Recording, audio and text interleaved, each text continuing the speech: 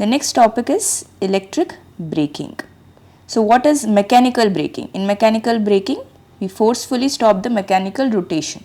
Okay, but in electric braking, we use electrical means to stop the rotor. So what are the advantages of this electrical braking as compared to mechanical braking? So the first advantage is lesser maintenance. Okay, since we are not forcefully, when we are stopping forcefully, what will happen? Friction is coming into the picture and the brakes will wear down over time. So they have to be replaced from time to time. So lesser maintenance.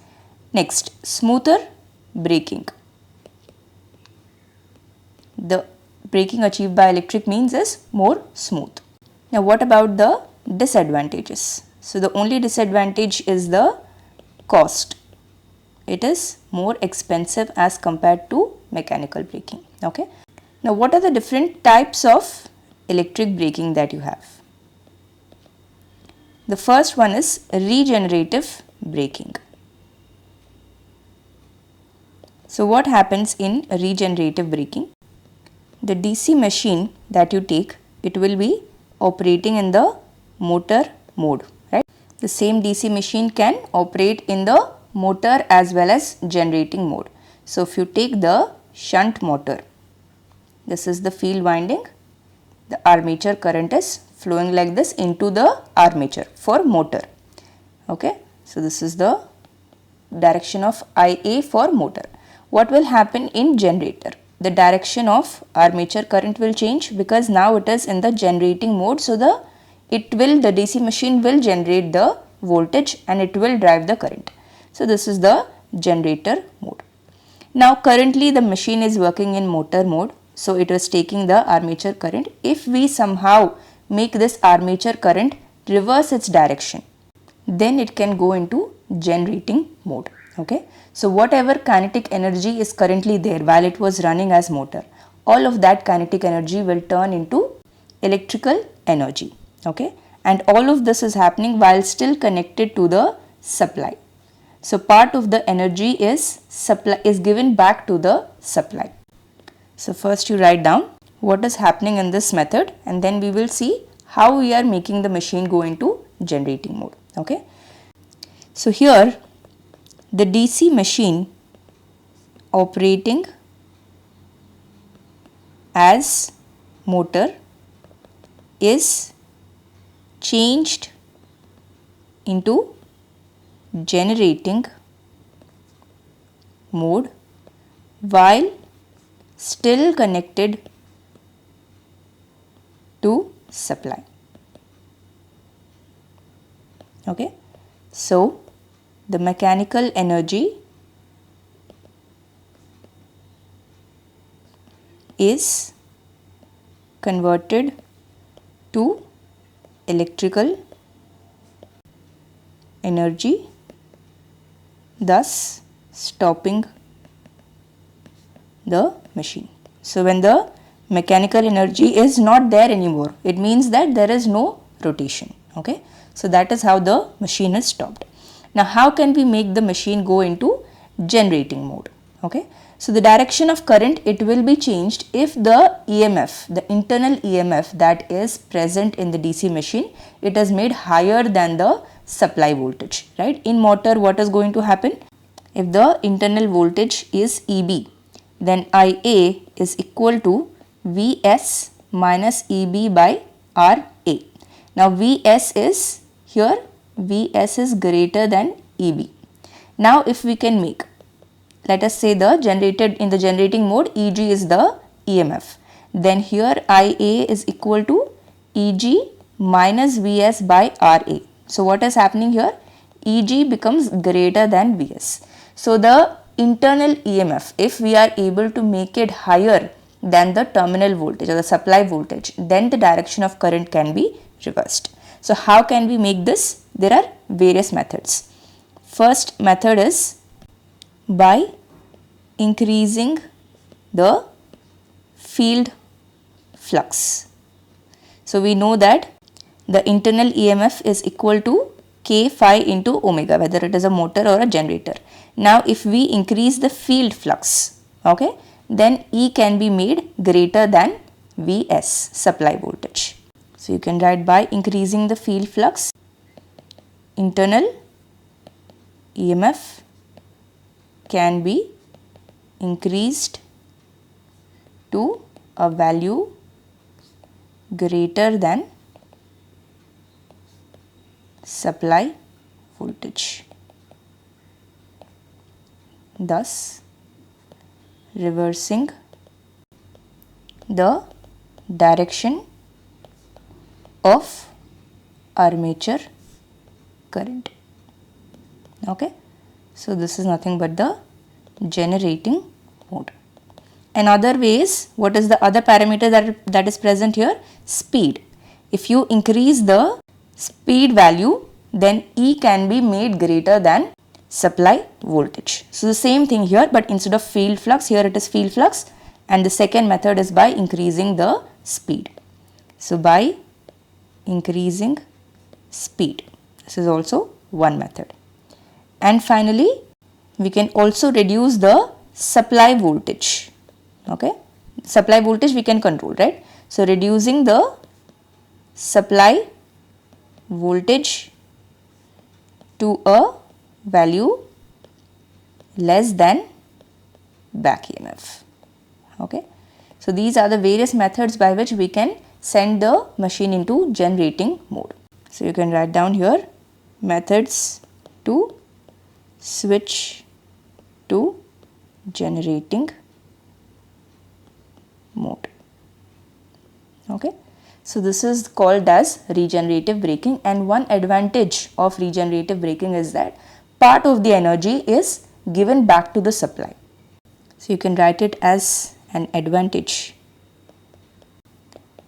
Part of the energy is supplied back to source. Now one disadvantage that we have is this is applicable only for shunt motor. Okay, it is not applicable for series and compound motor for obvious reasons. So why is that? If the armature current is reversed, then the series field current will also reverse, right? This is IA. Now if you are reversing this, then the field current phi is also in the reverse direction. So then what will happen to the internal EMF? This is also going to become negative value, and if it becomes negative, then reversal of armature current is once again not possible.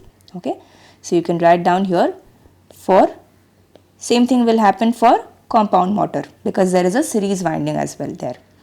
For series and compound motor, the field flux will be reversed if armature current is reversed. Then negative internal EMF will be produced, and this cannot make the machine go into generating mode. So it is not possible for series and compound motor. The next method that we have is dynamic, or it is also called as rheostatic braking.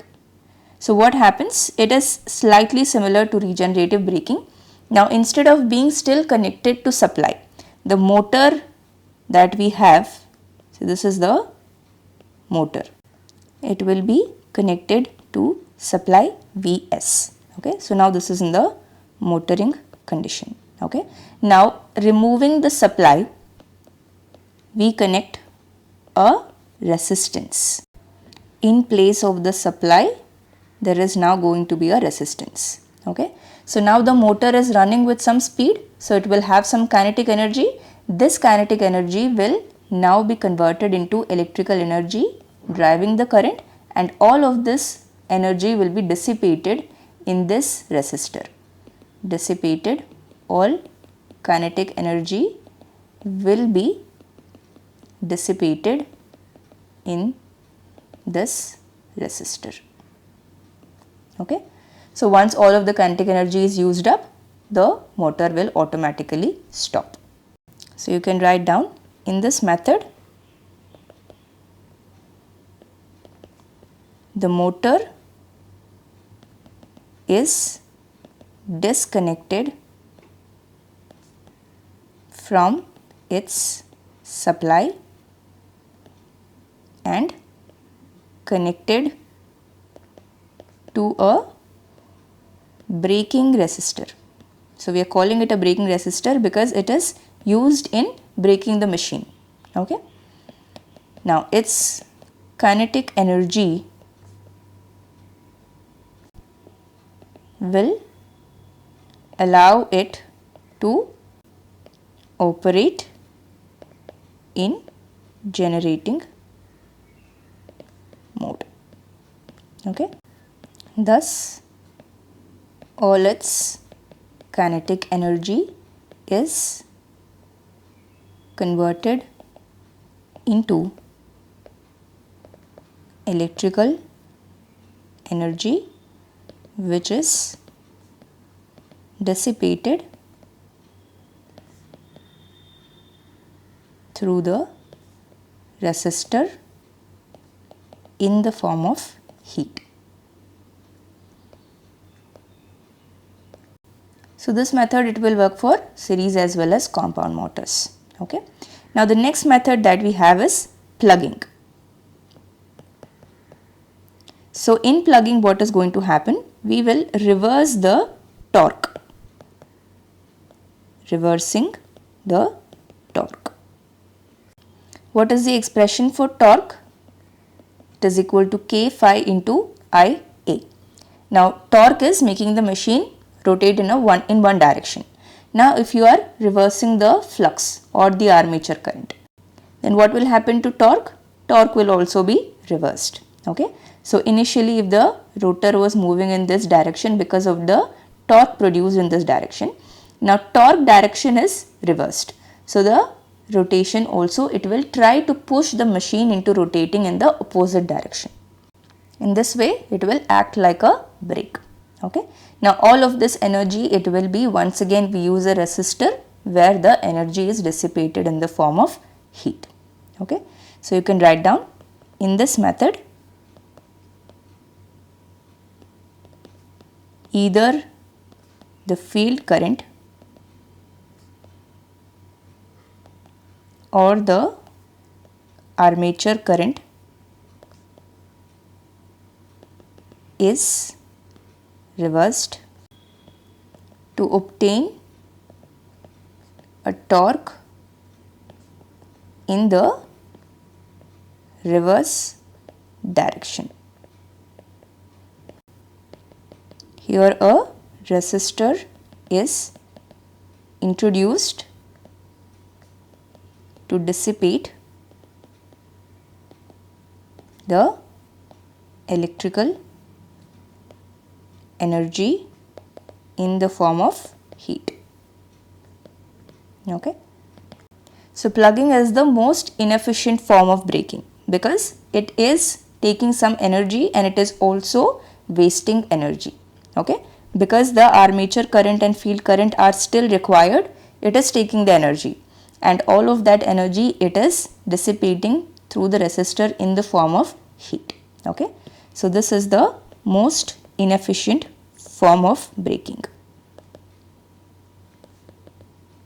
Inefficient form of braking because it takes energy in addition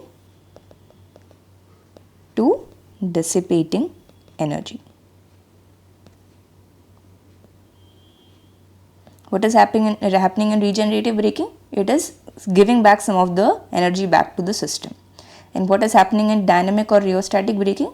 It is only dissipating the energy. But in plugging, it is taking energy and it is also, in addition, it is dissipating energy. Okay.